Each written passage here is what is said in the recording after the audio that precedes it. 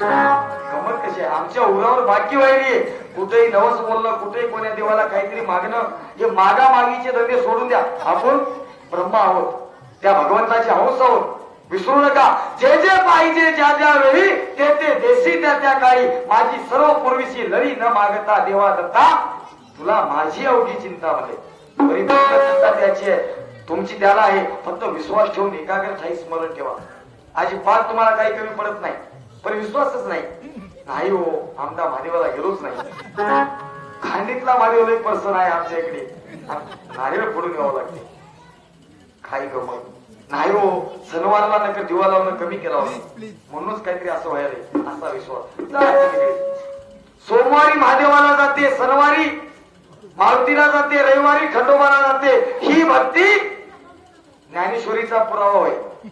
ज्ञानेश्वरीचा ही भक्ती वेशेची भक्ती होय मध्ये असली, त्याच्यामध्ये सार्थक नाही. साधू संतांचा पुरावा आहे. माऊली ज्ञानेश्वर सांगतात की बाबा राहायचं असेल, भक्ती करायचं असेल, ठामपणाने राहा. काही कमी पण ना. गावामध्ये तुमच्या इलेक्शन होती की नाही? सरपंच इलेक्शन आमच्या इकडे गमतीचं. याच्या सगळं फिरलं की ते डोळे काढून बघते, त्याच्या सगळं पोल चिट्या वाटल्या की हे डोळे काढून बघते. हे वित्त ते वित्त आमच्यावर. गमत कशी आहे? एकाच संघ ठामपणा हिंडा भरतो. ते तुम्हाला 500 रुपये द्यायचा मी प्रयत्न करणार, तुम्हाला पोल चिठी बी देणार आणि म्हणणार सुद्धा तुम्हाला ठाम एक ठोकपणाने एकाच्या मागे उभं राहतो. कुठला तुमच्या पुढे काळी करायची कोणाची हिंमत नाही रे होईल त्याचा माणूस होई म्हणतात.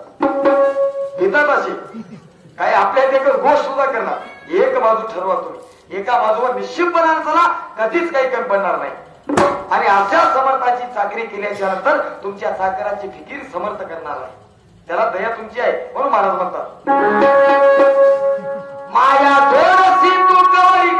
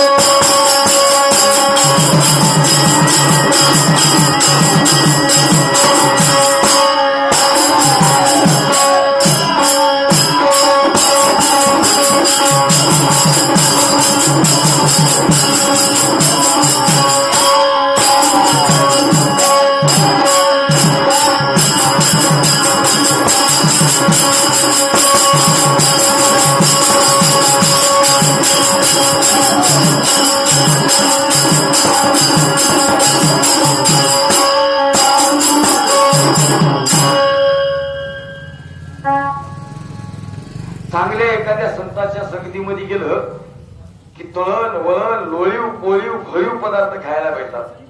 एवढंच काय आपण ऐकले आता पुढे पाठ, पाटावर ताट, त्या ताटात 3-3 वाट्या राहतात. काय गमत आहे, एवढी मजा आहे संतांच्या संगतीमध्ये गेले. काही जण एका ठिकाणी उभी आहे बघा. जैसे चंदनाच्या संगती वनस्पती चंदन होती, परिवेळूच्या पोटी गाठी असती ते कल्पांती चंदन न होईल.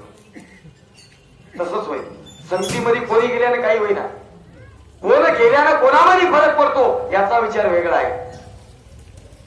हे कीर्तनकार काय केलं, कीर्तन होतच एका गावामध्ये. कीर्तन असल्यामुळं कीर्तनकारा संघ आता रोज एका गावाला कोण जाईल. सोयाबीन कापायच्या दिवस 500 रुपये रोज म्हणजे कोणी माणूस भेटायला तयार नाही. एका दिवशी कीर्तन होतं, दिवसभर बेजार झाले, कोणतरी माझा पटका घेऊन येईल सगळं म्हणून. मग बोलणीच नव्हतं. एक बिनकामी गावामध्ये ते कुंभाराचा एक ग्रस्त होता, कुंभार समाजाचा, आणि काहीच काम नव्हतं त्याला. संध्याकाळ मळक्याचं सीझन नव्हतं, काही नव्हतं, मस्त घरी बसलं होतं. काहीच नाही कडे आपला. त्यानं त्याच्याकडे गेला आणि मजा असं फलानं गावात कीर्तन आहे आणि तुला येवा लागते संघ मला. येतो मला काहीच गोर नाही, येतो मला. ठीक, त्या गाडी केली त्या कुंभारानं काकामध्ये आणि निघालं महाराजा संघ. गाव असं नव्हते आधीच्या जमान्यात, पायानंच प्रवास होता. चलत चलत गेले, 2 गावं गेले, 3 गावं गेले. महाराज मला भूक लागली गड्या म्हणत ते कुमाराचा माणूस. महाराज मला भूक लागली गड्या मला. अरे काय ताप झाला मला, मी काय आणलो नाही सगळं. आणि सर की मला आता काय 2 गावं गेले की आपलंच गाव आहे मला, तिथं गेलं की मस्त जेवाय देतात मला आपल्याला, थोडं जमदर नाही नाही गड्या आता मला भूकच आवडला. असं चलत चलत मग पुढे एक गाव लागलं. त्या गावामध्ये एक पंगत होती. पंक्तीचा कार्यक्रम होता. ते पंगत ब्राह्मण लोकांची होती. लक्षात घ्या, संगतीमध्ये जाऊन सुद्धा काही लोक वटणार, सुधारणार. हे पंगत ब्राह्मणाची होती. महाराज मला इथं जेव्हा हाय गड्या आपला हाय काहीच करू नये मला, आता आपण बसून मला इथं जेव्हा. अरे काय येणं लागली का तुला मला? हा कुठेही जेव्हा काय कसं आहे की काय होय की कोणाचं होय की नाही नाही बघूत की मला तेव्हा त्याच्या कंपळायला गंध दिसायचं तुला चांगलंच होय म्हणला. त्या काही विचार वाटायला वगैरे आपला चला जेवत मला. आता संघ आणि त्यांना नाराज करता येणार. महाराजांना काय केलं, चल बाबा म्हणलं येतो मला आपल्या सगळं जेवाय, पण मी त्या पंक्तीला बसतो आणि तू त्या पंक्तीला बसतो, आपण एका जागी बसलो हे म्हणला. म्हणजे ओळखू येऊ नये म्हणलं, आपण नवीन हाती इथे जेवाय आपल्याला अवतार नाही, आपल्याला ओळखू होती नाही म्हणलं. बरं म्हणलं त्याला. म्हणजे कुमार म्हणला कुठेही बसलं का आपल्याला पोट भरायचं काम आहे. कुमार बसलं त्याकडेला, महाराज बसलं याकडेच्या पंक्तीला. आता सगळं झालं वाढ मस्त गुलाबजाम, पुऱ्या, बालुशाही, नाना प्रकारची बासुंदी, नाना प्रकारचे आयटम पात्रामध्ये होते. आज तेवढे नाही बरं, आज धोंडे हात. पण धोंडे गोल हात, ते धोंडे नरम हात बरं, बाकीचे कुठले कडक असते. काय पिपळकोट्याची महिमा आहे की इथले धोंडे खरंच गोड हात. तुम्ही बघा खरं वाट नाही खाऊ, गोड लागतात की नाही. कुठलेही खाऊ नका, इथंच खा कार्यक्रमात जाईल. मी म्हणणार माझ्याकडे सर कुठं गोड आहे. पण सगळी पंगत बसल्याच्या नंतर सगळं ते आता ते कुंभाराचं माणूस वाढाले तर त्या पात्राकडेच बघत आहे. त्याच्या तोंडाला पाणी सुटाले, भूक लागून गेली. फक्त पात्राकडे बघत बसले उगाटा. आता कवा घ्या म्हणतात की कवा खावा लागले त्याला. मग सगळी पंगत बसली. आता श्लोक म्हणण्याबरोबर ते फक्त त्या गुलाबजामुनकडे त्या पुऱ्याकडे बघू लागले. ध्यान देऊ बघू लागल्यावर गमत काय झाली, त्या बाजूचे जे ब्राह्मण लोक होते त्या ब्राह्मणाने पाणी फिरलं. महाराज ब्राह्मण लोकांशी बघत होते, पात्रावर पाणी फिरलं. पाणी फिरल्याच्या नंतर यानं कसं कुणी फिरलंय ते ध्यानच दिलं नाही. इकडून इकडे केलं का इकडून इकडे केलं यानं बघलंच नाही. त्या कुंभाराच्या पाणी सोयीच्या फिरवायचं याचं चाकूर पट्या फिरते. यानं तसंच पाणी फिरवाय गेला. ते बाजूचं म्हणलं हे कुमाराचा आवाज काय म्हणलं सहज म्हणल्यावर यानं मुलाला बसावं की नाही. उठलं महाराज म्हणला, ओळखीला गेला म्हणला मला याला गुन्हा बसावं की नाही. ओळखीला बसलं नाही, त्याला येऊन उठले महाराज मला ओळखीला उठा आता मला. कपाळाला हात मारलं. संगतीमध्ये कोण कुणाच्या वेळूच्या पोटी गाठी असती कल्पांती चंदन न होय. संगतीमध्ये कमलाचं फुल शिखराच्या संगतीमध्ये गेलं म्हणून त्याची किंमत कमी होत नाही. रत्नाची एखादी जर मोती असेल, दागिना असेल, धुळीमध्ये पडला म्हणून त्याची किंमत कमी होईना. धुळीमध्ये पडलंय याला काय घ्यावं म्हणते काय कोणी, सोनं सोन्याची अंगठी 5 मिनिटं राहू द्या. एवढं काय भेटते काय तुम्हाला? 5 मिनिटं आता नाही, अजून काय सांगावं तुम्हाला. मग एवढी किंमत आपली संगत बघा. संगतीने विराजमान होतो, पण विराजमान करण्यासाठी आपलं पात्र आधी सुपात्र करा. आपली जमीन सोपी करा. निश्चितच तुमच्या जमिनीत पेरल्यावर त्याला फळ लागणार आहे. पेरणारा राईट आहे उग पेरणी मूळ कामाचं नाही तुला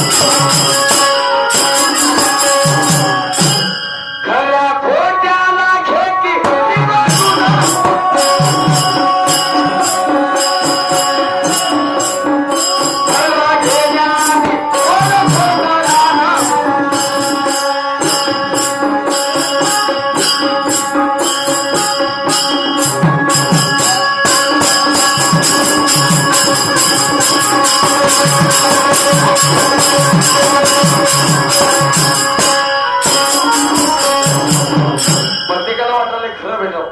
खरं भेटायचं असेल जैसा ज्याचा भाव तैसा त्याला तू पाव. माग तो गणेशा देईल निजपदी ठाव म्हणले. खरं पाहिजे असेल भाव खरा द्या. जैसा ज्याचा भाव तैसा त्याला पाव म्हणले.